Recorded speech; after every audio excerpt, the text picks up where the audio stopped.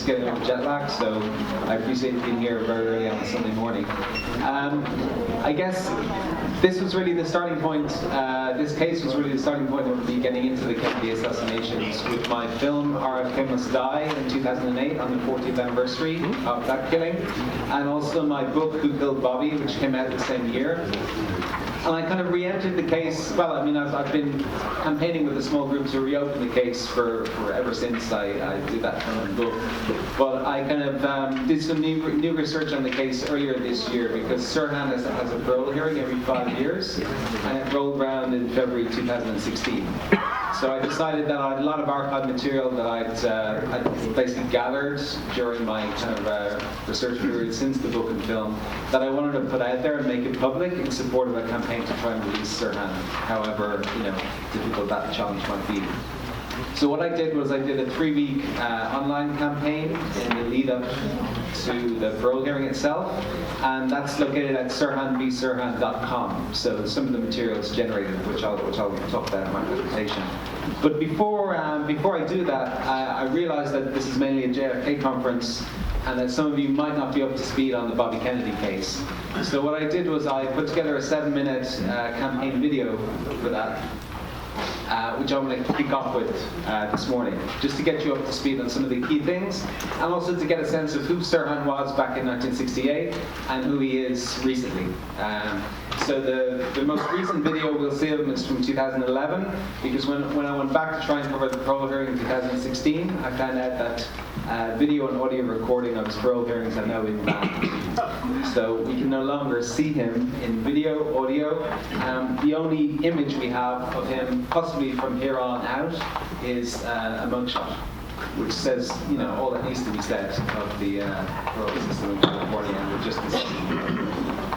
So as I said, here's the video, and hopefully it'll give you an overview of the case before I come back to you.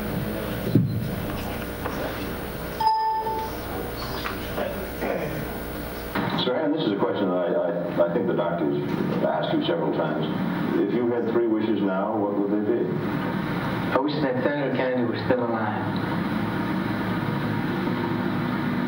I wish that every day that I've been here. Second one, that there should be peace in the Middle East.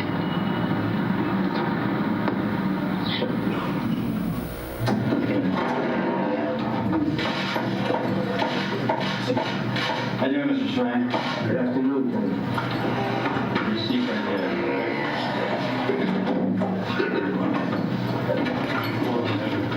This is a subsequent number 13 parole consideration hearing for Sirhan Sirhan. An inmate was received on 5/23/69 from Los Angeles County.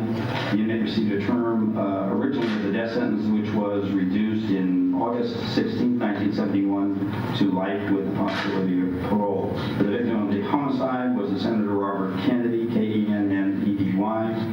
So my thanks to all of you, and now it's on to Chicago, and let's win there.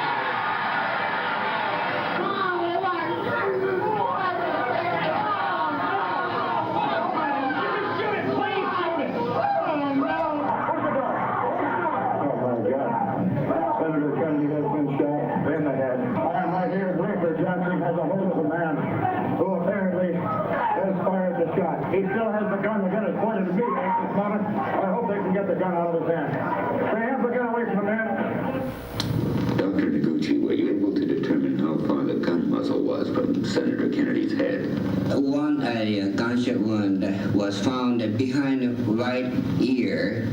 After testifying the similar weapon, we came to conclusion that the muzzle distance would be a 1 inch from the right ear edge. Frank Burns was the leader of Kennedy's California campaign. He was standing near the senator at the time of the shooting. You don't think the gun was any closer than this? No, never closer than 1.5 to 2 feet. And you know the theory is that the gun was held about this close. It wasn't that gun. Or this close. It wasn't that gun. No way? No way.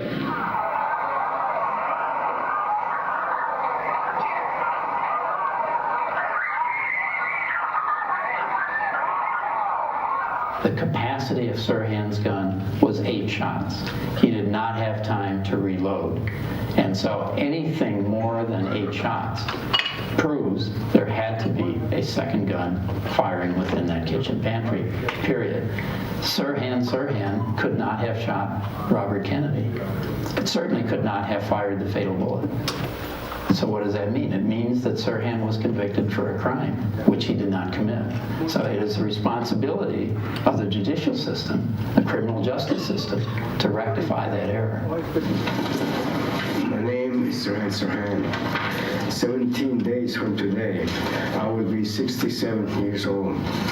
I was born in Jerusalem and raised by devoutly Christian parents. I have been a practicing Christian all of my life, and even now I attend church every week. I believe that it is my ultimate faith in God which has given me the strength to get through the last 45 years of my incarceration.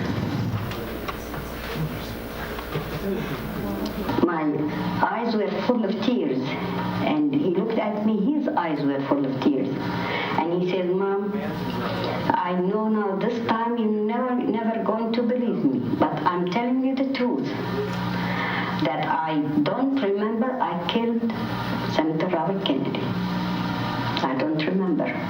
So what do you remember about the shooting, if you're willing to talk about that? Obviously I was there. But I don't remember the exact moment. I don't remember pulling my gun out of my body or wherever it was located. And I don't remember aiming at any human being. I don't remember any of that in Missouri prison. And I've said that from the get-go.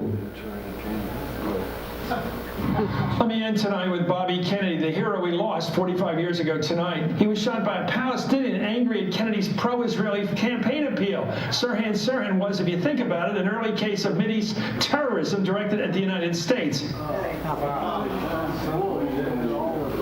You said that at Corcoran, I believe it was, they alleged that you were somehow responsible for the downing of the Twin Towers? No, not they did, and then they just hauled me into what did you say to that? Security. I said, you guys are crazy. I never did that. I don't know anything about it. Tell the chairman about the time when, during this whole time, when you were in the shower and you came out of the shower. Do you recall you had a towel around you?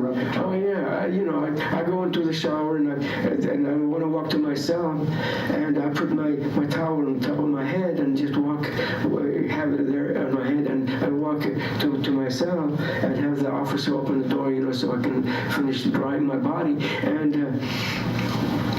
all of a sudden I'm an Arab, and I'm a part of the conspiracy, Middle Eastern conspiracy. I'm a terrorist, and I'm this and I'm that. And there's no truth to that. I always did that. And you're a Christian now? Yeah, I'm always a Christian. Okay.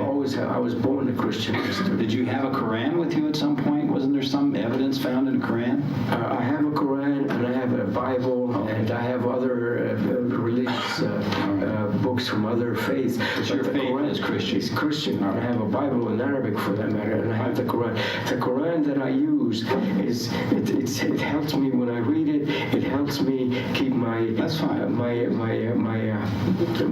my Arabic up. Okay. What is your favorite book of the New Testament? Oh, I think the whole Bible is my favorite book, but I would say maybe Psalms. That's the Old Testament. The New Testament is. The New Testament. I like that expression in Luke 4:16 to 3. Okay. I like that very much because it instills and renews my hope that sooner or later I will be found suitable for parole again, because Christ promised that to all the believers. All right, we're back on record time. It's 5:30. In the matter of Sirhan Sirhan, CDC number B as in boy, 21014. The panel has reviewed all the information received from the public and all relevant information that was before us today, and have concluded the prisoner is not yet suitable for parole and would pose an unreasonable risk of danger or threat to public safety if released from prison.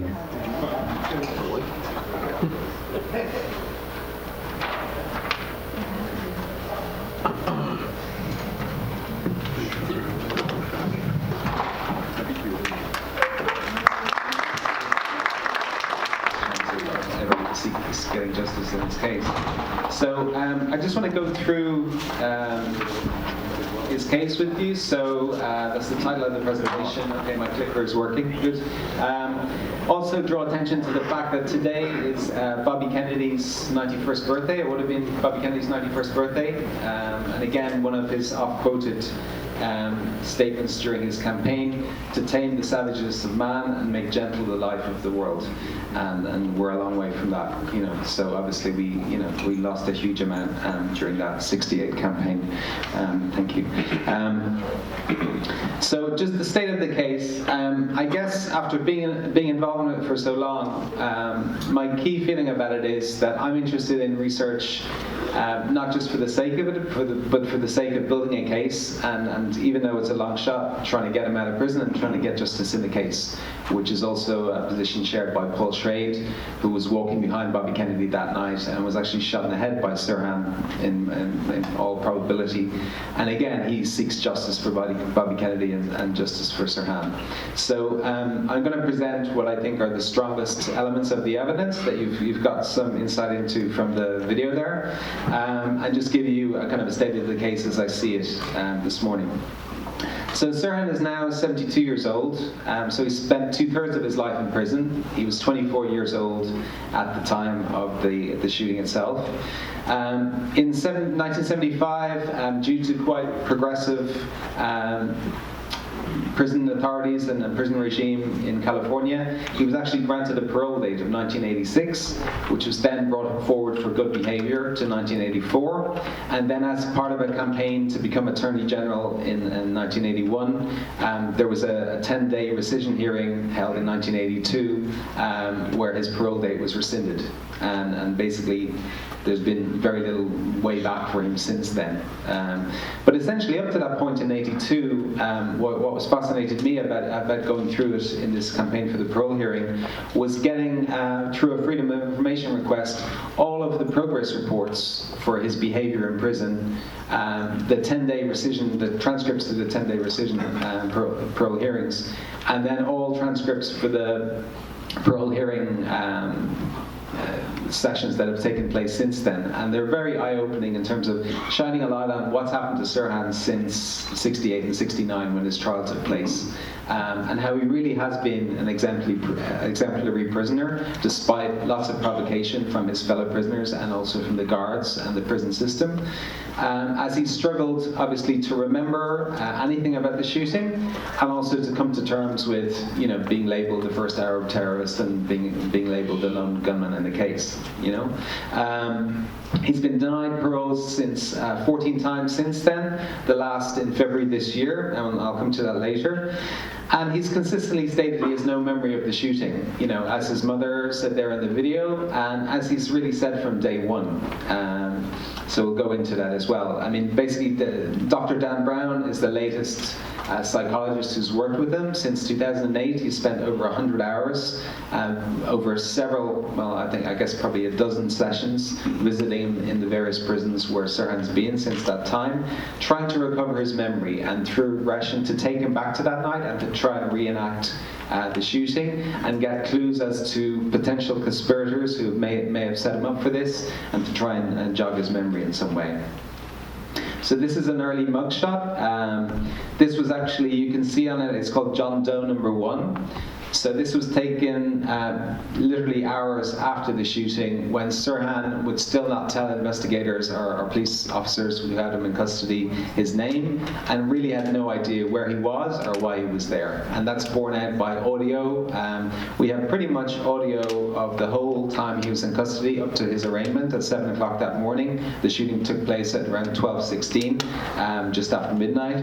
And the audio corroborates the fact that he really didn't know where he was. He was just chit-chatting with the police officers, and his blood was not tested, so we don't know if he had taken drugs. We know that he had had 4 Tom Collins cocktails that evening, and perhaps they played into all this. But basically, that's why he was booked as John Doe, and Kennedy was obviously still alive and survived for just over a day before his death.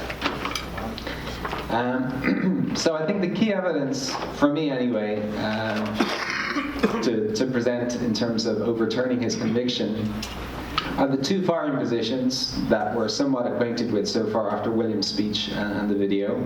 I'll go into those in a second. Sirhan's gun was, the barrel of his gun was 2 feet in front of Kennedy. 1.5 to 5 feet is the general witness summary of the witness statements. And the second gun was 1 inch behind the right ear, as Dr. Noguchi has stated was his verdict in the autopsy report. So we seem to have 2 different firing positions. The Brzezinski audio recording indicates that there were 13 shots from 2 guns, from those 2 firing positions. Sirhan in front and a second gunman from behind. We also have the whole idea of Sirhan as Manchurian candidate to explain why he can't remember the shooting, and also to explain his glassy-eyed stare at the time of the shooting, and his immense calm and his strength after the shooting as they were trying to get the gun off him. So all indicators that he wasn't in his right state of mind, and indeed the defense and prosecution psychiatrists who examined him before the trial, they also agreed that he was in a hypnotic state at the time of the shooting. But again, this was all looked at with somewhat scorn by the jury and the prosecution during the trial. But they didn't know at the time about MKUltra and all the CIA experiments in the 50s to create just such a Manchurian candidate and a programmed assassin. So, who was seen in the pantry with Sirhan by the tray stacker just before they were seen together, just before the shooting happened, and then who fled down a flight of stairs and was seen by Sandy Serrano exclaiming, "We shot him, we killed Kennedy." So I'll be talking a little bit about that. And then the key supporters who can help us to try and reopen the case, and where do we go from here. So to come back to Sirhan's gun, this is the Ivor Johnson 22 caliber revolver. It held 8 bullets. All bullets were expended. So Sirhan, we know, fired 8 shots, but obviously with the Brzezinski recording, 13 shots. So there were 5 other shots from behind, and they're the ones we believe that did the damage. So, quite a tiny revolver that was sitting in his car, and he'd been drinking the 4 Tom Collins, and he went back to his car and he was going to drive home, but he thought he was too drunk to drive home. And at that point, he seems to have got the gun from the car and come back into the hotel. And then he kind of, after he meets the girl in polka dot dress and they have coffee together, he kind of blacks out for a couple of hours before he's awakes as he's choked on the steam table. So that blackout in his memory is really what he's trying to recover here. And where the gun came from, because he really has very little memory of it. So just in terms of the actual crime scene itself, we can see here, this is the pantry. You can see the X on the floor marks the head of Bobby Kennedy and where it fell. He fell backwards. The man, I think he's a press reporter that the police asked to stand in and model where they feel Sirhan was when he fired the shots. And just at the edge of this steam table is where, just at the edge of the steam table is where basically Kennedy had stopped to stand here and turned to shake hands with some waiters and busboys, and then he had just turned again and he was walking east through the pantry into a conference room to give a late night press conference. So he had come off the stage. If I go to the next slide, and here we see the tray stacker. Oops, sorry. Here we see the tray stacker just here that Sirhan was supposedly standing on, because he was quite a short guy, and he was standing on with the girl in polka dot dress next to him. And then he brushed past Lisa Urso, and apparently came up here and put his arm around Carl Euchre's left shoulder, and then started firing. So just to orientate you, and you can see from all the ceiling tiles how 3 bullets later apparently went into the ceiling because of the sharp upward trajectory of Sirhan's gunshots. So that was some of the damage after the event. If we turn it around, we can see the famous picture of the fallen Bobby Kennedy with busboy Juan Romero cradling him and handling him rosary beads. And we see the bow tie of Thane Eugene Caesar, who was the security guard who had led Kennedy through the pantry. As Kennedy came off the stage, he had taken Kennedy by the right elbow with his left hand and literally led him into the killing zone.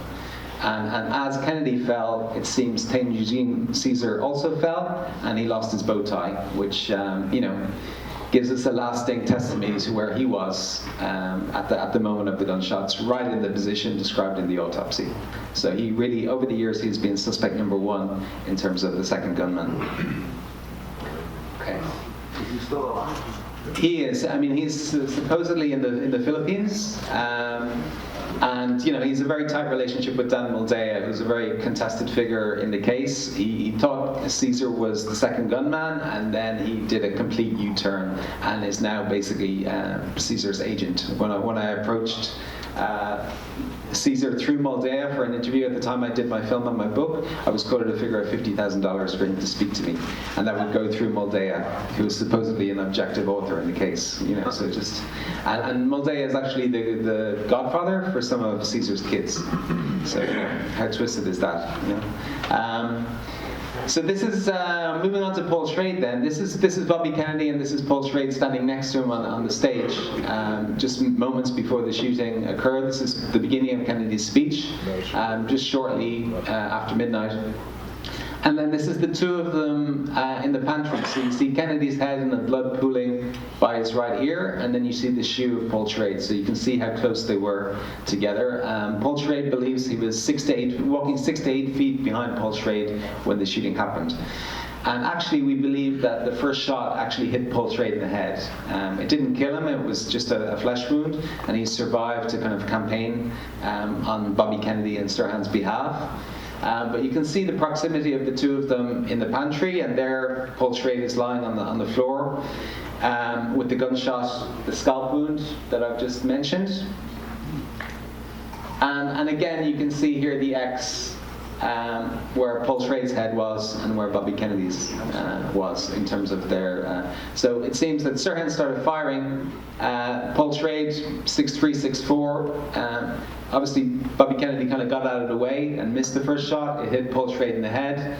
And then it looks like then some of the shots went through the shoulder pad or went through under the arm of Bobby Kennedy, one going to the ceiling, one lodging in his neck, and then the kill shot, which would have floored him. So according to all the witnesses, Paul Schrade fell first, according to Eddie Menasian, who was one of the hotel maitre d's, who was with his colleague, Carl Euchre.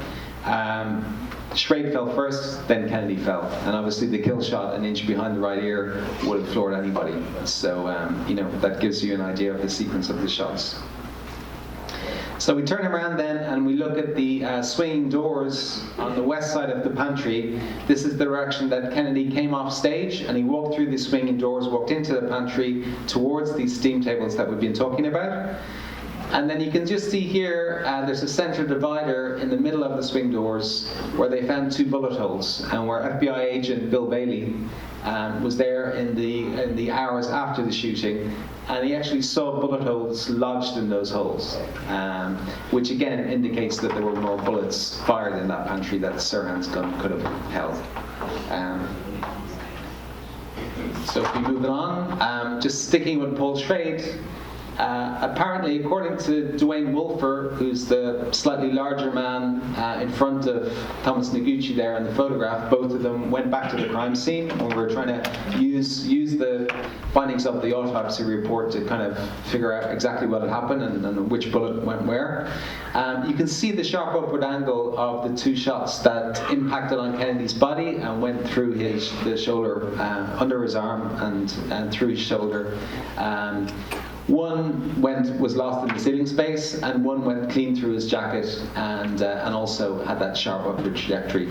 So then when Wolfer later accounted for where all the bullets had gone, he said that one of those 2 shots had actually passed through the shoulder pad of Kennedy's coat, gone right to left, back to front, and hit Paul Schrade in the head. Which is just ridiculous. But there was a very tight accounting of the bullets, so he had to do that. It was a bit like a magic bullet. He had to do that in order to make 9 shots or 10 or 11 or 12 shots fit the 8 bullets in Sirhan's gun. But on the face of it, it's just ridiculous. And Paul Schrade has said, I'd have to be basically sitting on Bobby Kennedy's head for those shots to work. But again, there was very little interest in pursuing this at the time of his trial. And indeed, Grant Cooper, Sirhan's attorney, just he stipulated to the evidence. He didn't even question the ballistics in the case. Okay, so moving on, there's some other photos of the pantry, and again you can see that center divider in relation to where everything was. And here's just, I think some of the slide is a bit clipped, but I'll read it for you. 4 shots hit Kennedy, 3 hit his body, 1 passed through his jacket. There were 5 other shooting victims and 2 bullet holes, as we can see, in the pantry door frame. There was also 1 in a door hinge. Through those swinging doors, there was a door hinge from the anteroom coming off the stage, and they also found a bullet hole lodged in that. So if you add those up, I mean, that's already 12 bullets. Which the Brzezinski recording kind of verifies in the fact that they now hear at least 13 shot sounds on the Brzezinski recording.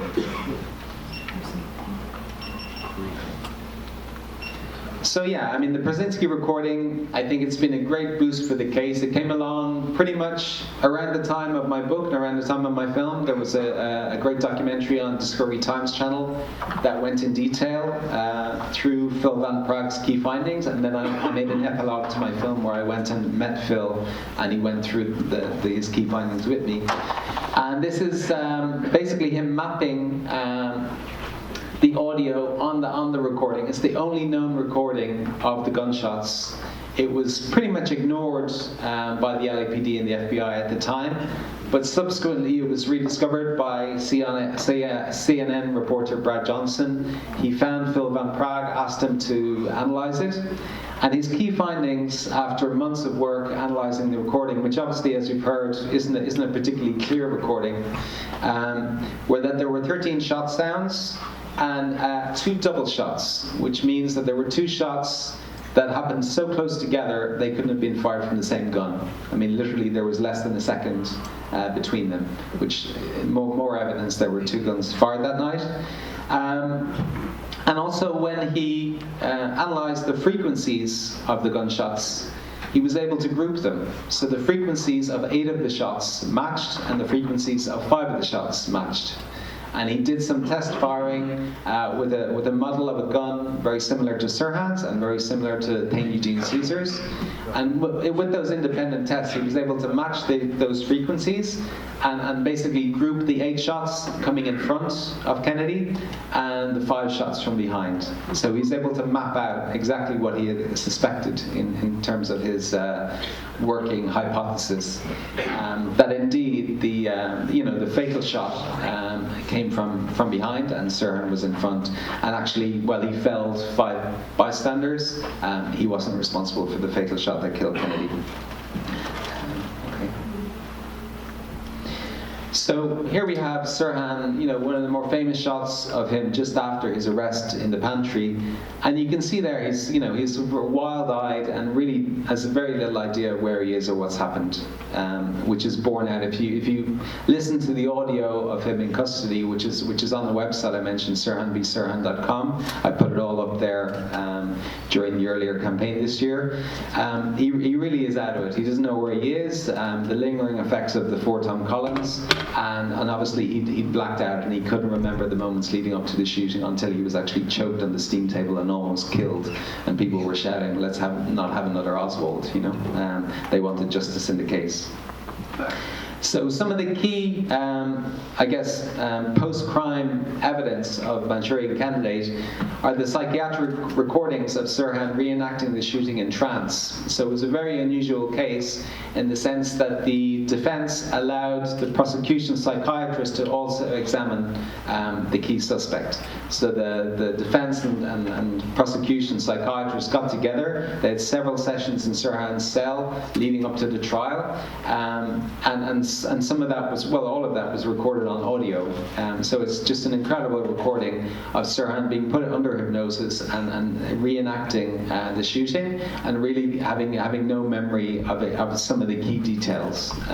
So you can listen to yourself. It's in my film and it's also online. But it vindicates his story that he really had no memory and that only that memory comes up to the surface when he's in trance and he can begin to process it. I think almost as an extension of that then, Dr. Herbert Spiegel, who was a 50-year expert on hypnosis, had earlier tried to get in to see Sirhan in prison since his trial with Larry Teeter, I think in the 80s and 90s, but never succeeded. But then Dr. Dan Brown came and he picked up the baton, and he went in 2008. And one of his key findings, you can read Dr. Brown's report. He produced one for the last parole hearing in 2011, and he produced another one for this parole hearing in 2016. And it's really startling, the work that he's done with Sirhan, because not just over 100 hours trying to regress and remember more of the details about the shooting, but also 3 instances of Sirhan entering range mode on production of the right cue word to trigger this post-hypnotic assassin. So the programming that was used to turn Sirhan into a Manchurian candidate and be given this cue or this keyword by the girl in the polka dot dress on the night itself was still working over 40 years later with the right probing in trance by Dr. Dan Brown. So what he described was Sirhan entering range mode, seeing firing targets, which basically correlate to the firing range where he'd spent the afternoon before he went to the Ambassador Hotel that evening, and then Sirhan firing at a target, not firing at Bobby Kennedy, but firing at a target. And when he sees Bobby Kennedy, he's been conditioned to see basically a target that he's free firing at. And Dr. Dan Brown, in the period since 2008, has observed that 3 times of Sirhan in the jail, still replicating this behavior, which is, to me, is just really scary in terms of the strength of this program that he was put under. So we still don't know. I mean, obviously there are ideas of suspects in terms of MK Ultra doctors who may have worked with Sirhan on this, but the detail is a little bit fuzzy. But I think between that and the Brzezinski recording and the firing positions and the body position of Sirhan at the time of the shooting, I think it all adds up to very, very strong evidence that he wasn't the killer of Bobby Kennedy. I think one of the other key features of the case has been the girl in the polka dot dress, and I see Fernando Fora's book is on sale at the back here from Trine Day, and I mean it's a quest to find the girl in the polka dot dress that I've continued to do since I interviewed Sandra Serrano for my film. So just to give you a bit of detail on that, Sandra Serrano, she saw the girl in the polka dot dress running down the stairs saying, "We shot Kennedy, we killed him." Vincent De Piero was the other key witness. He was in the pantry, and he saw the girl in the polka dot dress standing with Sirhan on the tray stacker and then disappearing from the pantry after the shooting. And then there was also a character called John Fahey, which I go into his story in my book. On the morning of the assassination, he was due to make a sales call, and he was on the road all day as a salesman, and he was due to have a meeting in the cafe of the Ambassador Hotel.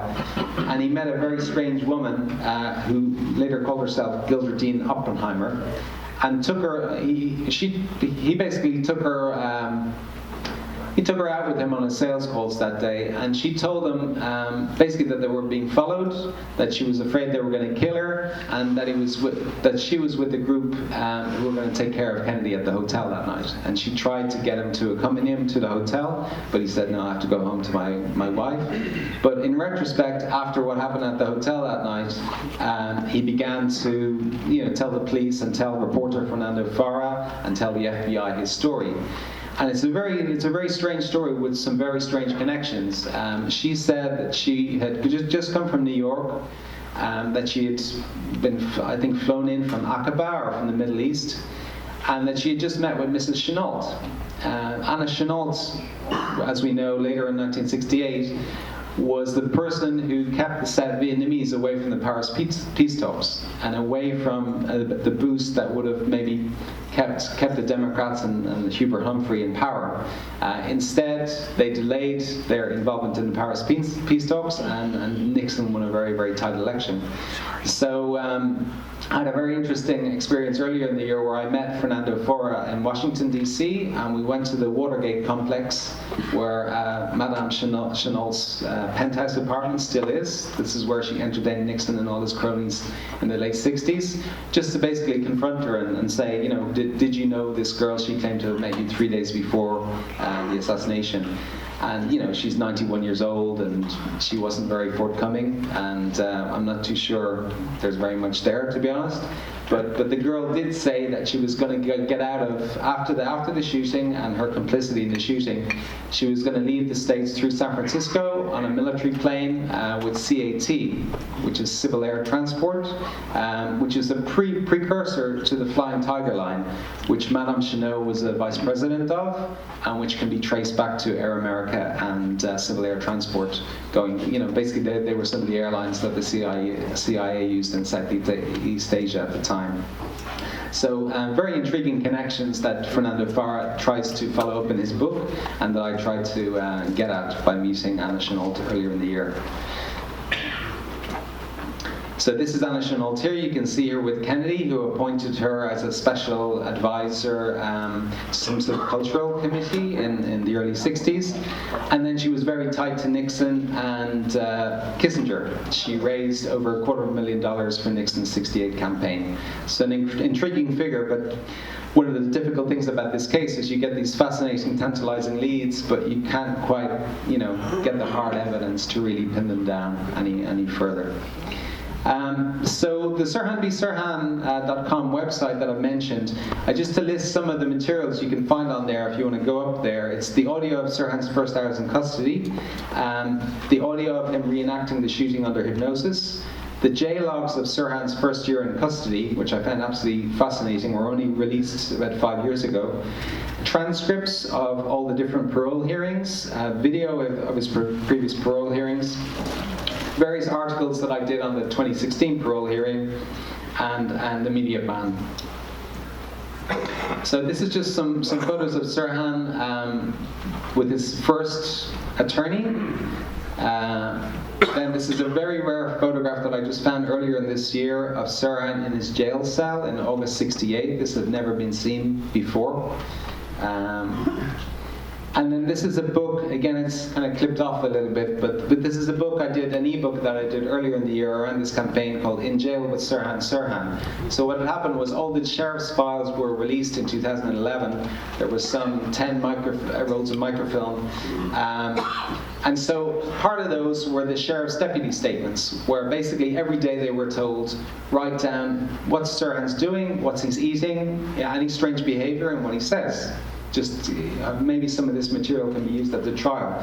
So there's about 4,000 pages of basically sheriff's deputies who are sitting with Sirhan, cataloging his every move, and it's really fascinating reading. So I took 400 pages of those and made them into an ebook called In Jail with Sirhan Sirhan, and one of the pages of that, I don't know if you can read it there.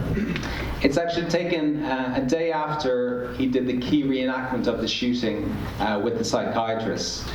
And so it says, "Sir, during my tour, I had the following conversation with inmate Sirhan. After Dr. Pollock's departure, inmates stated, 'These damn doctors, they don't understand the mind themselves.' Mills, did you know that I can't remember pulling the trigger, killing Kennedy? I want to know exactly, but I just can't remember. The doctors say that I can recall everything when put to sleep. Why can't I recall now?" I replied, "I don't know, Sirhan." Inmate then stated, "The mind is sure complicated. I would like to know where the energy comes from that feeds the brain. Wouldn't you?" I replied, "Yes, I would."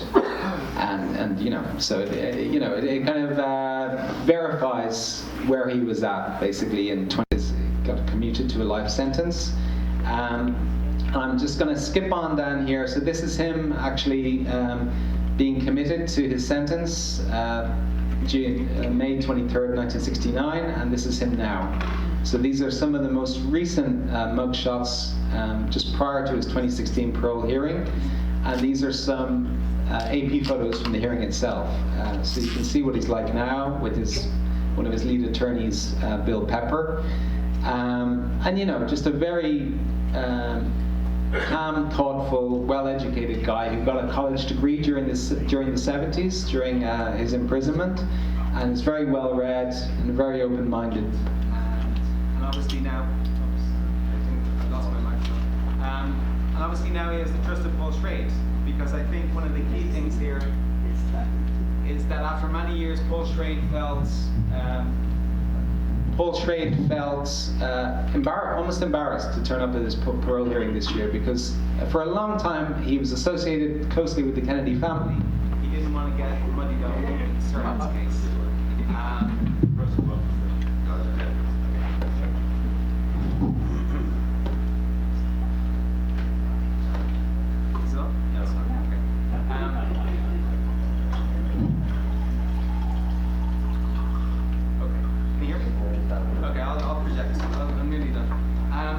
Yeah, I think he was embarrassed because he hadn't been there, and he hadn't been there for Sirhan, even though we all felt there was a second gunman involved.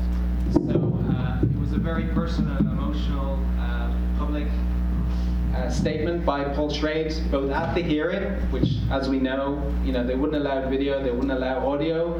They did audio, they recorded audio so they could make a transcript, but they refused to share it with us afterwards. So just an incredibly closed kind of system. But Paul Schrade really is one of the key campaigners who can help us to try and get the media attention to reopen this case. And one of the key supporters of Paul Schrade in this is Robert Kennedy Jr., who now has publicly come out and supported the case. So you can see Paul Schrade very angry and just disgusted at the treatment of Sirhan at the parole hearing. Trying to shake hands with Sirhan, but being stopped by guards at the end of the hearing. This is one of the other attorney, Laurie Dusick.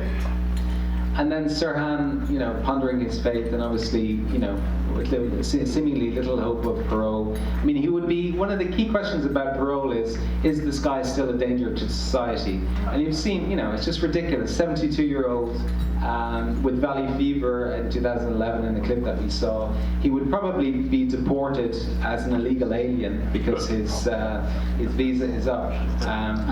He never became an American citizen. So he would be deported if he was released. So he's no threat to anybody, but still they just hold him as a scapegoat for the crime itself. And just my last slide, this is Bobby Kennedy Jr., who again is very close to Paul Schrade. They redeveloped the Ambassador Hotel through Paul Schrade and the help of the Kennedy family. And this is what he said in a book published earlier this year. For several decades, my father's close friend Paul Schrade, who took one of Sirhan's bullets, has argued that Sirhan Sirhan did not fire the shot that killed my father. Recent forensic evidence supports him. How would we have felt now if our family had demanded his execution? And actually, there was a very famous letter written by Ted Kennedy at the time of the trial, pleading for them not to give the death sentence to Sirhan, but the judge and jury denied that, and he was given the death sentence. But then, because the law changed, he was reprieved. But for all intents and purposes, if the law hadn't changed, he'd now be dead, and this would be an academic kind of issue. So with that, I'll just leave you with some of my work if you want to go and browse it in more detail. My book is available on Kindle or through whokilledbobby.net, and my DVDs are available on DVD and VOD streaming at the websites that you see on the screen there. So thanks very much for listening.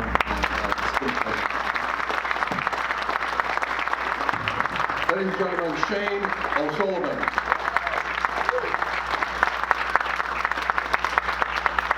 Looks like we have a couple questions, but we're a little bit tight on our schedule. Very quickly, I'd like to say you were talking about that you'd like to have more information about Chanel. Yeah. Well, I may have a little bit for you. Claire Chanel died of lung cancer in Alton Oxner's Hospital, and they were best friends. And when Anna went, before she talked to anybody else, she sat down. It's in his own biography, written by his own, with his approval, that she sat down and talked to him about what they're going to do about Nixon and about making sure the war, they don't have the talks. So that's how deeply Alton Oxner was involved in all of this. And this lung cancer death was in '57. And it's a part of the idea they had about giving lung cancer to Castro, for example. Okay. Great, thank you. Hi, Shane. Hi. One of my more proud moments of this conference is being able to recruit Shane to come here from England. Yeah, thank you. And you have to give Judith credit for the logistics and the expense, to bring him across the pond. It's probably her greatest coup in terms of this conference. Now, on top of that, I corresponded with Sirhan decades ago, and in 1975, when I was 28, we had a conference at my alma mater, Boston University, and all the researchers at the time were there. And one of the first RFK researchers, Ted Chirac, brought his film, the original Second Gun, and showed it.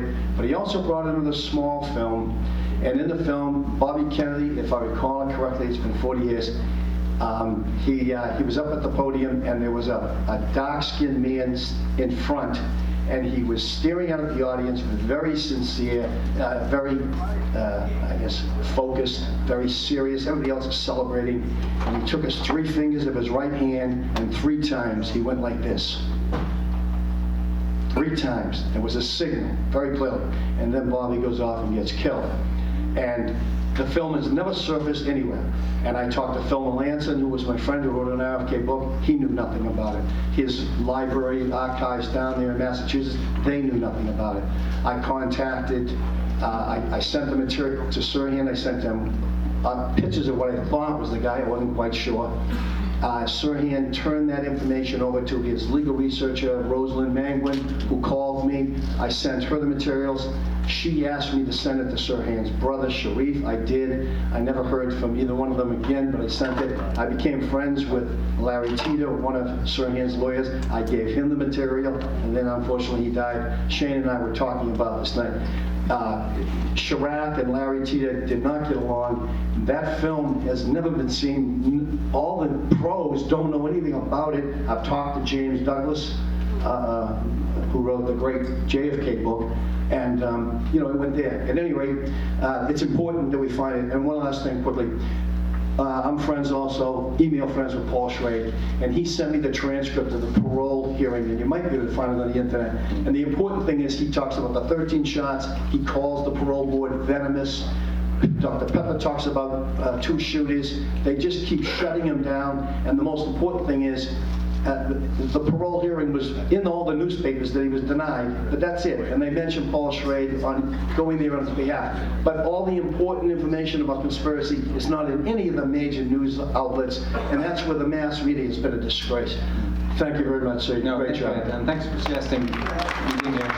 Yeah, I just wanted to say as well, I think the 50th anniversary of the Bobby Kennedy case is coming up in 2018, and obviously Paul Schrade is 91 years old, and then if he goes, then maybe the connection to the Kennedy family goes as well. So for me, I think 2018 is really our last chance to do something with this case, so I'd appreciate your support if you spread the word. That would be great.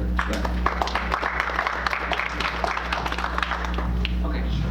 Ladies and gentlemen, we're going to try and do something a little bit different. We do have a few minutes it's going to take for us to set up our next computer, get ready for our next presentation. Let's try having questions still with Shane while we're doing that, if you don't mind. Would that be okay? Okay. In 1998, when I came to Texas for the first time, Paul O'Connor and I met and talked with Larry Teeter. Yeah. In 2000, Larry Teeter came to my home in Hoopston, Illinois, and talked to my kids and my family. He also gave me a VCR tape because at that time he was the appeals attorney, I think, for Sirhan Sirhan. And I don't know whether you were aware of that tape that he had, but if you would like to have a copy of it, just come talk to me. All right, great. No, I will. Yeah, I will. No, I met Larry just shortly before he died. He was Sirhan's attorney from '94 to 2006, I think. And I mean, he's played a heroic role, and hero is the word, in terms of starting the habeas corpus petition on behalf of Sirhan that was then taken up by Pepper and Disick later. Real quick, anyone ever found Don Schulman? No, I mean I've spoken to his wife, and she wouldn't pass the phone to Don. So I think he still lives in Orange County. I mean, he still lives in LA, and he's still around. But I think he was so burned by his treatment in the media at the time of the Chirac film that he's never re-entered the case. But I think he still is alive, so maybe he can still play a role. Yeah, so it's worth remembering. I mean, he was the one who saw 3 shots erupt on Kennedy's body, and he saw a guard with a gun firing, and he was one of the only ones to see that. So he is a key witness, but he's, because he's been so burned in the early 70s, he's reluctant to re-enter the case and really join us in this effort. Shane, are there any other suspects for the second shooter other than Caesar? That's been the difficulty. I mean, I can't think of any at the moment. Obviously, in my film, I have the CIA suspects at the hotel, and David Morales of the CIA is on record as saying he was there on the night. And in my mind, I definitely, having made my Killing Oswald film as well, I definitely connected to, and I believe that the same people were behind both assassinations. But in terms of who the shooter was, I don't know if we'll ever know. But I mean, in my mind, in order to reopen a case, all you have to do is prove that Sirhan wasn't the one who fired the fatal shot. Therefore, there was a conspiracy and it's been unsolved. He should be able to get out of jail. He's been eligible for parole since the 80s anyway. But for officialdom to acknowledge that it's an unsolved case, it's the ultimate, one of the ultimate, along with the JFK assassination cold case. And we should look at it. So I think the fact that the CIA historian has admitted that the CIA covered up evidence in the aftermath of Dallas is maybe a first step to 50 years later, being at least partially truthful and releasing some records about these cases. So that's my hope, that we can try and do something in 2018 to make the most of the media exposure. Thank you. Yeah, thank you. What are your thoughts on the similarities between the Sirhan Sirhan case and the James Holmes shooting in the Aurora Theater, with all the similarities there? Yeah, I mean, obviously some of those similarities were brought out in the press. I can't say I know the details of the case too much, so I can't really comment on it, but I don't know the details of the case, to be honest. Hi Shane, thanks for being here. Okay, thank you. Thoroughly enjoyed your documentary. Thank you. From what I gathered today with the presentation, are we to assume that they knew Gene Caesar is still alive today? Yeah. Okay. Any idea where he is? He's believed to be in the Philippines, but I guess only author Dan Moldea really knows. Okay. Because, I mean, when I spoke to him, well, I mean, it's 10 years ago now, but when I spoke to him, he was speaking to him on a weekly basis and fielding offers from TV companies about like him doing the ultimate interview. So in a way, he still is alive. I mean, I don't know if there's not little point in really interviewing him for media purposes, but in terms of being deposed or tested, being subpoenaed, that's something that could still happen because he's still around. And really, he's never been properly investigated. Just a quick second question as well. Yeah. The polka dot girl, whatever her role was in this group or this operation, tell us why maybe you think she would just come out publicly and just shout out publicly that we just shot RFK. Yeah, thank you. I mean, it really doesn't make any sense. It doesn't make any rational sense, but then nothing about this case does. So, you drive yourself crazy trying to, make everything fit a rational master plan sometimes. But I think obviously the whole Manchurian Candidate, with that kind of thing, you need a trigger, and and a personification of a trigger in terms of a beautiful girl who leads him mysteriously into the pantry, and there's a certain amount of sexual arousal that you read into suggestion that maybe been part of the programming and may have been something that really intensified the programming in his mind. So she was just a prop to be used as part of the plan. Who she was, I mean. I think the John Fahey story is very interesting. I had another lead that I'm pursuing to a certain extent of a woman who was living in Long Beach who fits the description, and I've seen photographs of her years before and years after. But again, I can only take it so far. So I think rather than searching for a needle in a haystack in terms of putting a name on these faces or these figures, I think it's more important just to acknowledge that there was a plot and to get the authorities to try and investigate it. Yeah, exactly. Yeah, thank you. Oh, Shane, thanks again. I think we all really, really enjoyed that. I just wanted to make two statements. The first was Ed Tatro was talking about the transcript of the last parole, and if you read that at the end, what they say, why they turn him down, is that he does not have sufficient remorse for the crime. Exactly. So what you've just seen, and if you read more, you see that how could anyone have a remorse for a crime they don't remember committing. Yeah. But why I'm asking you this question is really self-serving.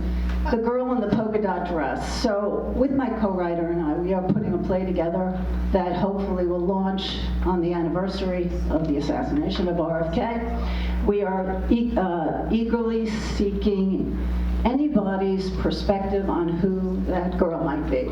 So there are several theories. We have our own that we're trying to come up with. I just heard you have another lead, which is great. But if anybody here has a thought about where we might look for that, to take that further, we'd love to hear from you. Thank you. Yeah, I mean, I think, it's an important point as well that we all work together, and do as many different media type events to drive this forward, because that's really where we're going to get it out of research circles into the public mind. Okay, sure. Morning, Shane. Thank you for being here. I watched RFK Must Die when it first came out, and I only have about 62,000 questions, but I'll try. The shadowy guys, one was tied, I think it was to the Elgin Watch Company that was the president. There were some people. Bulova. There were odd people in that audience. Number one, did any of those leads pan out? And number two, was anything made of the fact that the guy that debriefed or questioned Sandra Serrano in the LAPD was tied to higher intelligence and actually basically tried to get her to recant her whole story, which she wouldn't. Yeah. And third, there was some grooming going on with Sirhan as far as Rosicrucianism and things that were going on. Thank you so much. Yeah, sure. I think I went into quite a lot of that in my book in terms of the Bulova lead. Bulova was a national, as well as being a famous watch company, they were a national security contractor who did, they did millions of pounds or millions of dollars in contracts, and they had a major World War II general on their, as chairman of the company. So even when I found out that was a watch company and ostensibly there for a sales meeting, you never know if that's a cover for something else, and it leads you down the rabbit hole a little bit in terms of trying to piece that together. I think, what was the other question, sorry? The intelligence agent and Sandra Serrano, that he wasn't just... Right, sorry, Han Hernandez, he's a very interesting figure. Basically he was on foreign assignment with AID, which is a front for the CIA in South America in the early 60s. And then subsequently, he had CIA links all over the place, as well as did Manny Pena, who was the lieutenant who was basically the head of the investigation. And then subsequently, when he retired from LAPD, Hank Hernandez went on to, I think his obituary says, from his kitchen table, he planned this security company whose first contract was with NASA, which is quite fortunate, and is now a multi-billion-dollar company in the hands of his family, and his family are now so, elite and prestigious that I think his son ended up on the boards of McDonald's and Wells Fargo and the LA Times, and good luck to you if you want to publish a story on this case in the LA Times, because Hernandez is still on the board to stop you. So you can see in terms of the evidence out there in terms of what they did later in their career, that there was a lot at stake, and they successfully shut it down, which is what they were there to do. And luckily we still have the audio tapes of Serrano to show how biased that process was in terms of deflecting any evidence of a conspiracy and shutting it down within weeks. Basically. Yeah. Thank you very much, Shane. Were there any drugs involved in this MK Ultra kind of thing? And what about Reagan? Was that attempted assassination also somewhat fishy? Yeah, when I spoke to Dr. Spiegel from my film, he actually says alcohol and drugs actually make the hypnotic conditioning more difficult, because they cloud your mental process, and they actually would work against something like that. So he wasn't so sure about that drugs would play a part. But obviously the fact that his blood, they didn't take a blood sample and test it for drugs to see if he was high, it was just ridiculous that they didn't do that in the hours after the shooting. And again, there may have been a malign motive behind that if they had foreknowledge of what went on. In terms of the Reagan shooting, I don't know enough about it to really connect it together. What I do know is that a lot of these guys, Arthur Bremer, who shot George Wallace in '72, he's been released. Hinckley has been released.